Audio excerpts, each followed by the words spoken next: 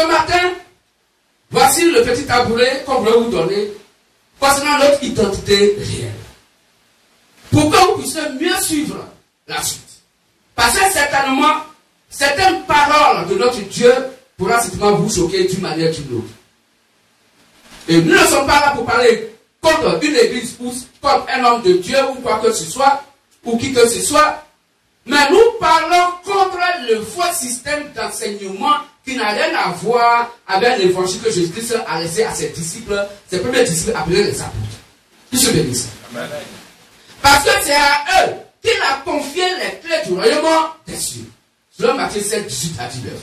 Il dit ce que eux ils vont condamner dans l'adoration, Dieu a condamné ça dans les cieux. Qui se bénissent. Donc c'est eux qui sont le modèle d'adoration de par la méthode d'adoration que le Saint-Esprit leur a donnée. Nous devons être leurs imitateurs dans l'adoration. C'est pourquoi sur le Galates 1, 6 à 9, ils disent que si quelqu'un vous prêche un évangile, en Dieu, ce qu'eux ils ont prêché, que cette personne soit maudite, qu'elle soit anathème. Que se bénisse. Ils sont le garant de l'évangile. C'est à eux, Jésus-Christ a remis les clés du royaume des cieux. Quiconque n'adore pas comme les apôtres du Seigneur Jésus-Christ, étant les premiers disciples du Seigneur Jésus-Christ ont adoré, cette personne va à l'enfer. Toute personne qui n'adore pas exactement comme les apôtres du Seigneur Jésus-Christ ont adoré, cette personne va à l'enfer. Raison pour laquelle notre frère et soeur de classe appelé Paul, quand il prêchait en Asie mineure et autres en dehors de Jérusalem, pour ne pas qu'il court en vain, et qu'il prêche un évangile qui vient donc de ses propres aspirations ou inspirations, il est venu croiser les premiers disciples de Jésus-Christ, les apôtres, pour leur montrer l'évangile qu'il prêchait ailleurs. Est-ce que ce que je prêche est en accord avec ce que le Saint-Esprit a prêché au travers de vous? Quand ils l'ont écouté, ils lui ont dit que ce que tu prêches, c'est exactement ce que nous prêchons. Que se bénisse. Parce que c'est eux, les premiers disciples de Jésus appelés les apôtres, qui sont le modèle d'adoration sur la terre. C'est eux, l'évangile que nous devons avoir en nous, selon Éphésiens 2, 19 à 20. Quiconque veut aller au paradis, adorer le Seigneur Jésus le Christ, il doit l'adorer au travers de la prédication. On va lire ça, Jean 17, verset 20. Qui se bénisse. Toute personne qui pense qu'il adore le véritable et réel Dieu, Seigneur Jésus-Christ, doit donc adorer exactement comme les apôtres de Jésus-Christ ont adoré. Ce qu'ils ont condamné, il faut condamner. Si tu condamnes parce que les apôtres ont condamné, tu vas à l'enfer. On peut lire, s'il vous plaît? Jean 17, verset 20. Ce n'est pas pour eux seulement que je prie, mais encore pour ceux qui croiront en moi par leur parole. Donc Jésus-Christ dit, il ne prie pas seulement pour les disciples, appelés les apôtres, le premier disciple de Jésus-Christ, ceux à qui il a confié l'évangile. Il dit que ce n'est pas pour eux seulement qu'il prie, mais il prie pour tous ceux qui vont croire en lui, Jésus-Christ, ne mettent pas eux leur parole. Donc si la parole que les apôtres ont dite, c'est qu'ils ont prêché. Si tu n'es pas en accord avec, tu es condamné. Qui se bénisse? Qui se bénisse? Donc si les apôtres disent qu'on doit baptiser au nom du Seigneur Jésus-Christ,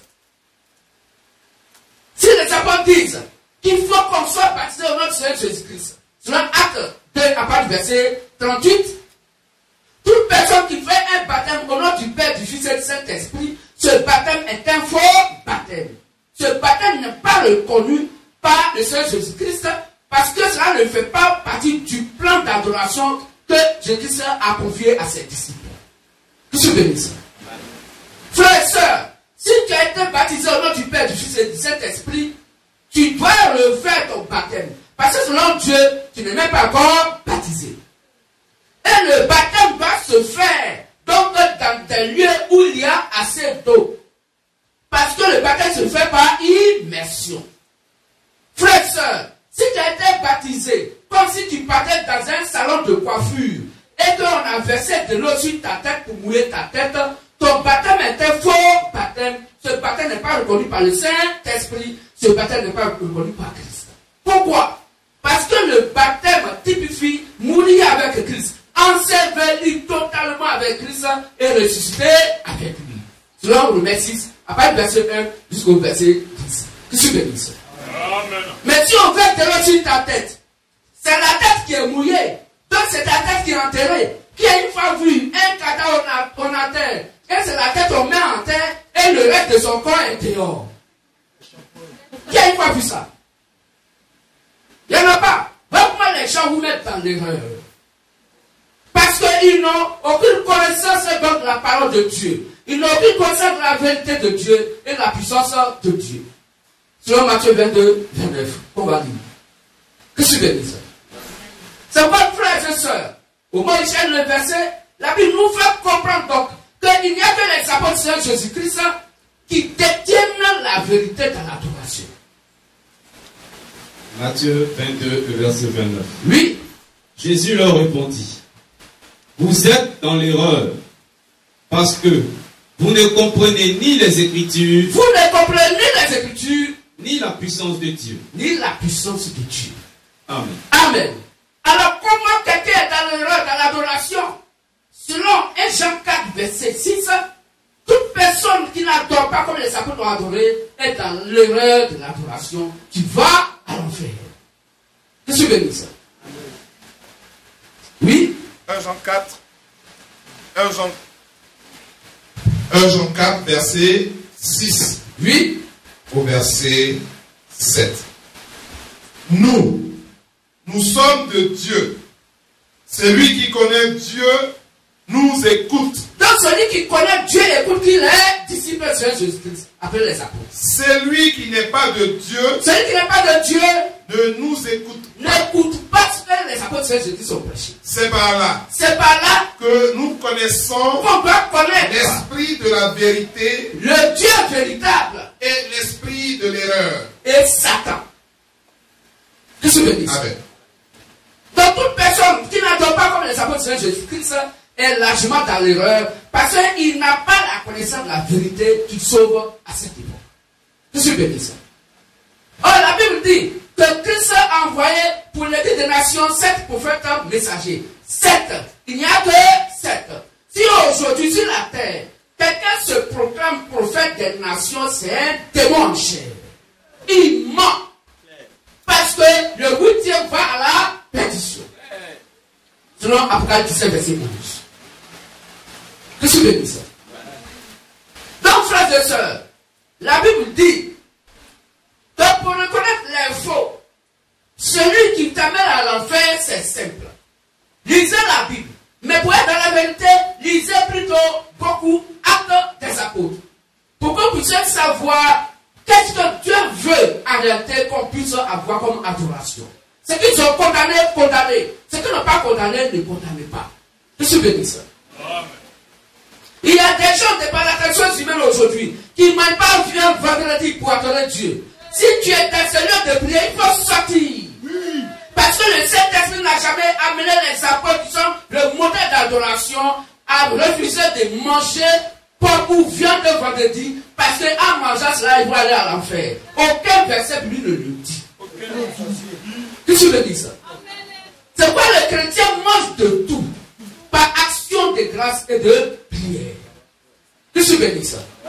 Sous prétexte que non, il serait dit qu'il y a le porc, on ne va pas, le chrétien ne mange pas porc. Quel verset qui le dit? La Bible dit, le porc qu'on ne va pas manger, le porc qu'on doit avoir des cornes, donc foutus. C'est ça, non? Dans le Lévitique. Il doit avoir des cornes foutus. Qu'est-ce que tu veux dire ça? Et des pieds quoi? Fendus, c'est ça? Si quelqu'un a le verset, on peut le lire. Mais debout à moi, oui, tu dis 11 verset 7, on peut lire ça tout à l'heure. Mais debout à moi, frères et sœurs, quel est le peuple? Lisons si tu as trouvé mon frère. Lévitique 11 au verset 7. Oui. Vous ne mangerez pas le porc. Vous ne mangez pas le porc. Qui a la corne fendue. Qui a la corne fendue. Et le pied fourchu. Et le pied fourchu. Mais qui ne rumine pas. Qui ne rumine pas. Vous le regarderez comme impur. Vous le regarderez comme impur. De vous à moi, quel est le porc qui existe sur la terre qui a des cornes fendues? Ils sont plus là. C'est où? De vous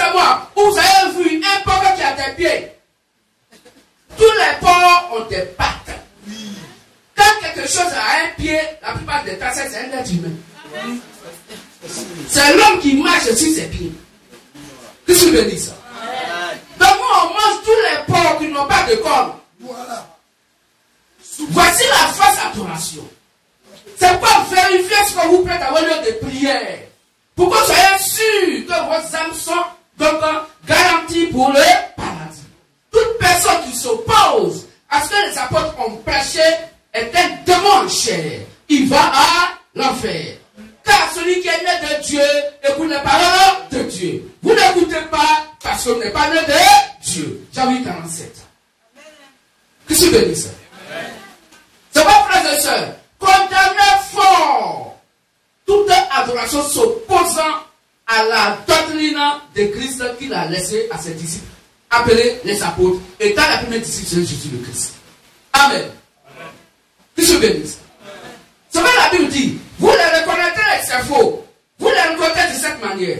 Selon 1 Timothée 4 et 4, l'Esprit dit expressément que dans les derniers temps, quelques-uns abandonneront la foi. Or, la foi, c'est Christ. Selon 10, 17. Pour s'attacher à des esprits séducteurs et à des doctrines de démons. Par l'hypocrisie de faux docteurs. Portant la marque de la mort dans leur propre conscience. Ils vont prescrire de ne pas se marier pour adorer Dieu. Ils vont prescrire de ne pas manger des aliments que Dieu a donnés et qu'on doit manger avec action de grâce et de prière. Frère, soeur, tu es dans un lieu de prière où un homme de Dieu dit, nous là, de manière collective, si un homme doit adorer Dieu, il ne doit pas se marier, c'est un démon. Il faut quitter là-bas. C'est un côté 4 et à 4. Parce que Paul dit dans un côté 7 que celui qui brûle, qui se marie. C'est clair. Donc vous tous là, il n'y a pas un qui brûle à vous. Donc aucun pape ne brûle jamais. Parce que tous les papes qui sont passés n'ont pas de femme. Pourtant Lévitique 21, à partir du verset 9 à 15 dit, il doit être mari d'une fille vierge qui doit prendre à sa localité dans son assemblée. Voici ce que la Bible appelle les antichrists. Un antichrist, c'est toute personne qui s'oppose à ce que Christ a dit. Donc toute personne qui s'oppose à ce que la Bible dit s'appelle un antichrist. Qu'est-ce que tu veux dire ça? Qu'est-ce que tu veux dire ça? Pourquoi les prêtres catholiques ne se martyrent pas? Aucun doit le prendre. Mais si de toi à moi, de toi aux Saintes Écritures, si ton papa était sorti prêtre et qu'il ne se mariait pas, comment tu allais naître pour être prêtre?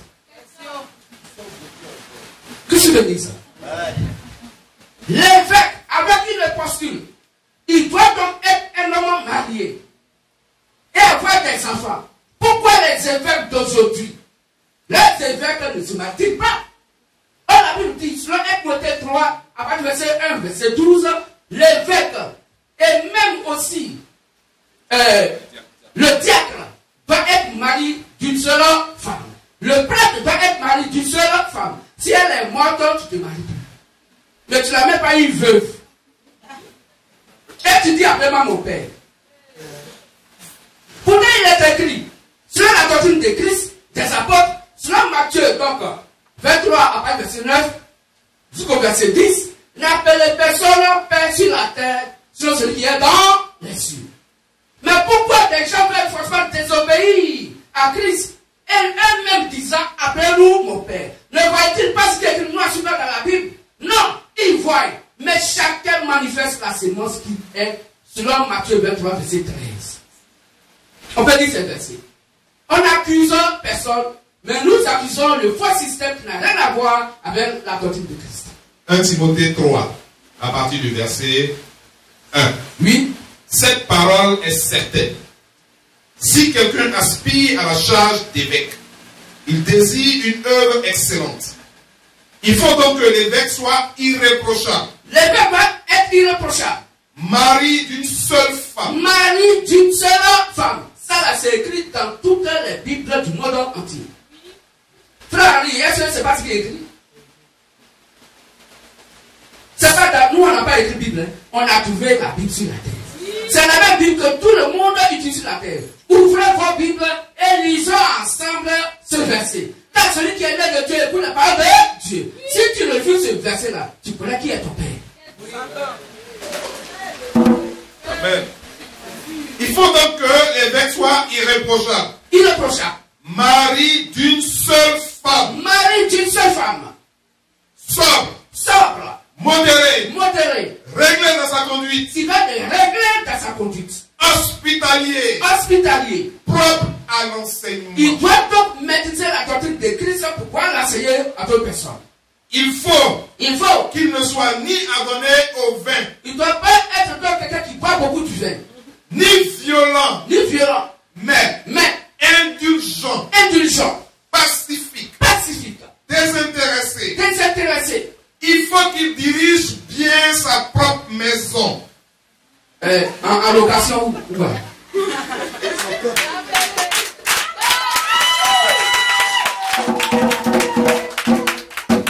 Il n'a qu'à bien diriger sa maison qu'il a louée, non? Ou bien? Alors, continue alors. Et qu'il tienne ses enfants dans la soumission. C'est quoi? Ses enfants dans la soumission. Un évêque doit avoir vent. Et dans une parfaite honnêteté. Vous voyez? Voilà ce qui est écrit. L'évêque doit avoir des enfants. Et il doit les... Donc, pour qu'ils puissent, il faut qu'ils puissent donc les amener donc, à une soumission totale de l'évangile. Continue. Car si quelqu'un ne sait pas diriger sa propre maison, si tu ne sais pas diriger ta propre famille, comment prendra-t-il soin de l'église de Dieu? Comment c'est dans l'église de Dieu où il y a des hommes et des femmes, des enfants, toi tu peux donc t'occuper? Donc c'est clair, frères et sœurs. Un évêque doit être un homme marié. Je suis béni ça. Donc si les évêques ne se marient pas, ils savent de qui ils sont ces évêques. Voici les critères des évêques, de ceux qui sont nés du véritable et réel Dieu. On va lire rapidement Lévitique 21, après verset 9.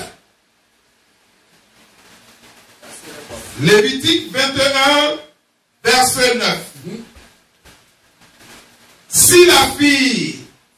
Vas-y, frère. Si la fille des sacrificateurs se déshonore en se prostituant... Ok. Est-ce que quelqu'un a la version 8 secondes catholique? Là-bas, c'est écrit prêtre. Top. Nous, on est bien top. Continue, frère. Elle déshonore son père.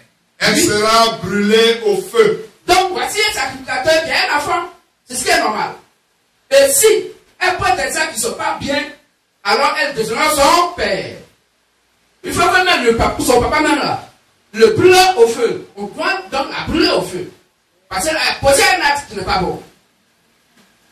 Le sacrificateur, oui, qui a la supériorité sur ses frères. Donc le sacrificateur qui a la supériorité sur ses frères.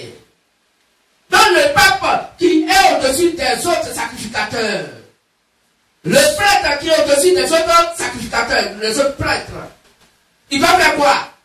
Sur la tête duquel a été répandue l'huile d'onction. Oui, il a été point. Il a pris un engagement devant Dieu pour prêcher la parole. Et qui a été consacré et revêtu des vêtements sacrés. Oui. Ne découvrira point sa tête et ne déchirera point ses vêtements. Oui. Il n'ira vers aucun mort. Ah, il faut quoi? On dit il n'ira vers aucun mort. Mais dit la mort venait vers nous. Comment on peut prendre un cadavre, on l'enlève en bas d'appartement de funérailles et on l'amène dans une de prière se disant église. Et on va faire donc sa dernière prière. Dieu, le voici.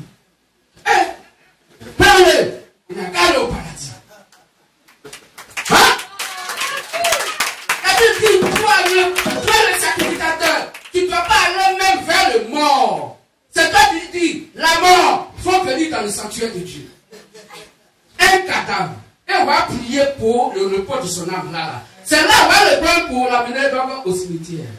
Vous voyez comment les gens profanes, c'est pour dire que le Saint-Esprit ne les conduit pas. Il s'oppose à ce qui est écrit. Continue, frère. Il ne se rendra point impur. Oui. Ni pour son père. Ni pour son père. Ni pour sa mère. Ni pour sa mère. Il ne sortira point du sanctuaire. et ne profanera point le sanctuaire de son Dieu. Ok. Car l'huile d'onction de son Dieu est une couronne sur lui. Je suis l'Éternel. Merci. Continue. Il prendra pour femme. Il fera quoi? Il prendra pour femme. Il prendra pour femme Une vierge. une vierge. C'est pas mon avis, hein? C'est votre Bible là qui dit ça. Il prendra pour femme une vierge.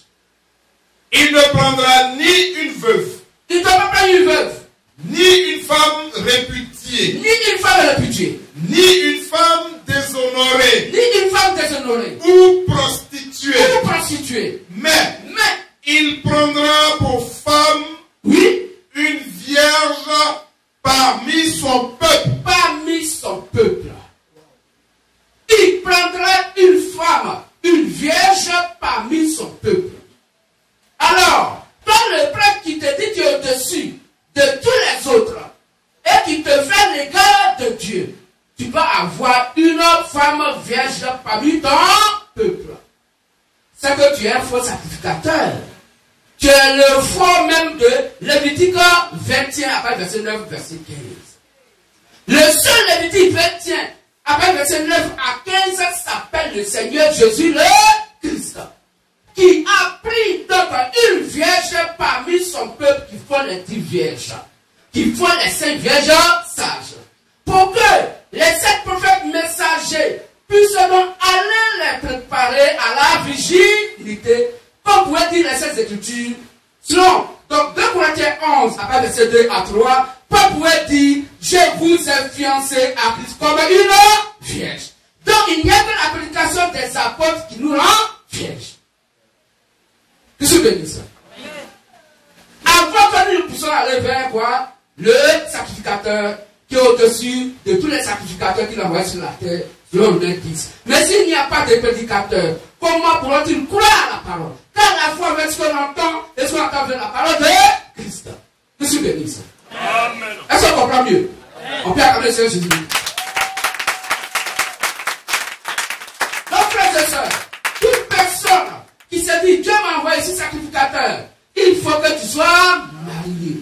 C'est important. Amen. Amen. Surtout les évêques. Alors, voici un peu ce que nous voulons donc vous dire dans cette petite exhortation. Frères et sœurs, vous qui êtes arrivés pour rendre visite à notre Dieu, nous avons donné le thème de ce jour. C'est un thème qui n'est pas trop long. Alors la Bible nous dit pourquoi le véritable et réel Dieu nous appelle des saints. Pourquoi le véritable et réel Dieu nous appelle des saints. Que se bénisse. Pourquoi le véritable et réel Dieu nous appelle des saints? Oui, le chrétien il est saint. Que se bénisse. Le véritable Dieu, il nous appelle des saints. Il dit, nous sommes saints. Pourquoi? Je suis béni ça.